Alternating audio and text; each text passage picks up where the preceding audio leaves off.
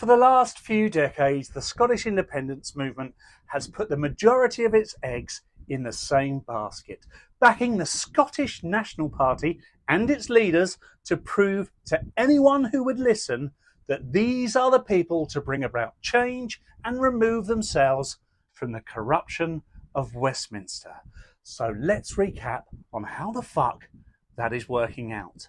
Alex Salmond, SNP leader 2007 to 2014, was accused of sexual assault and thrown under the bus by his protege Nicola Sturgeon, who happened to be SNP leader 2014 to 2023 and has now been arrested and released for corruption and theft. Jeezy peeps, man!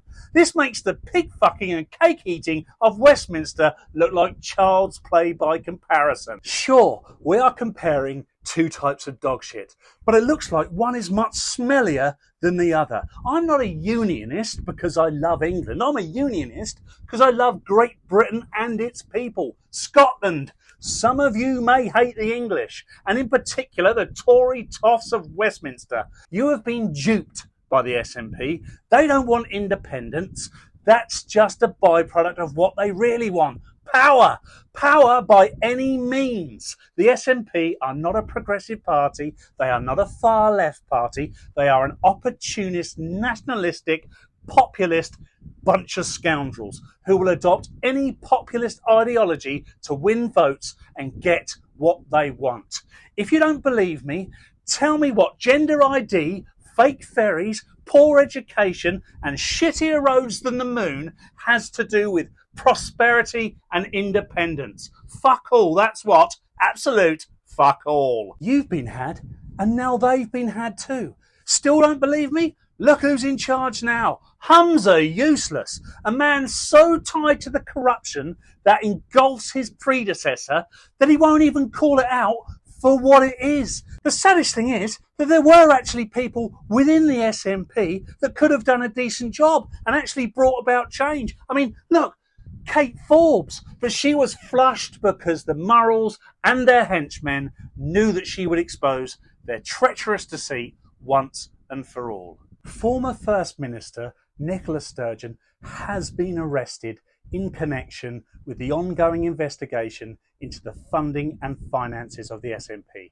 Police confirmed a 52-year-old woman was taken into custody as a suspect and is being questioned by detectives. It follows the arrest and subsequent release of her husband, ex-SNP Chief Executive Peter Murrell, in April. A spokeswoman for Ms Sturgeon confirmed that she had attended a police interview by arrangement on Sunday. The former SNP leader, who stood down in March, was then arrested and questioned by officers who have been investigating for the past 2 years what happened to the more than £600,000 of donations given to the party by independence activists. The spokeswoman said Nicola Sturgeon has today, Sunday the 11th of June, by arrangement with the Scottish Police, attended an interview where she has been arrested and questioned in relation to Operation Branchform.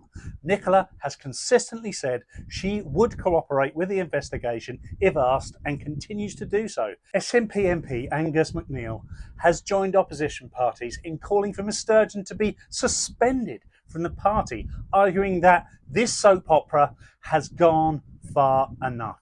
Officers searched Ms Sturgeon's home and the SNP's headquarters in Edinburgh on the 5th of April, with Mr Murrell being arrested before later being released without charge, pending further investigation. A luxury motorhome, which sells for about £110,000, was also seized by police from outside the home of Mr Murrell's mother in Dunfermline. Almost 2 weeks later, SNP Treasurer Colin Beattie was also arrested and released without charge while further inquiries were carried out. Mr Beattie resigned as party treasurer shortly afterwards. Ms Sturgeon, Mr Murrell and Mr Beattie were the three signatories on the SNP's accounts, and the arrest of the former First Minister has been widely expected, although there has been no indication of when it was going to happen. Under the Criminal Justice Scotland Act 2016, police can release a suspect for further investigation, but they can be rearrested at a later date. The SNP has confirmed former leader Nicola Sturgeon will not be suspended amid a police probe into the party's funding and finances. Of course, the SNP are not going to suspend her. Other than the fact that she hasn't been charged with anything, she is still in charge. You think that Hamza Useless is in control? He looks like the type of man who enjoys watching his parents have sex. So what now? The future is in the hands of the Scottish people, as well it should be. And if this whole heap of horseshit doesn't change minds, nothing will. But one thing is for certain, the SNP will not deliver independence. And if the independence movement keep backing the SNP, they will go down the shitter together.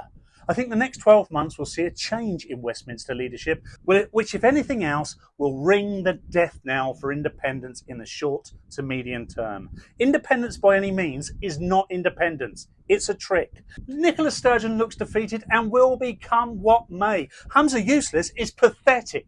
And whilst I believe the SNP will do okay in the next general election, the true winner is likely to be Labour. And for some reason, the Scots aren't fussed about independence when Labour are in charge. Jeezy peeps, man.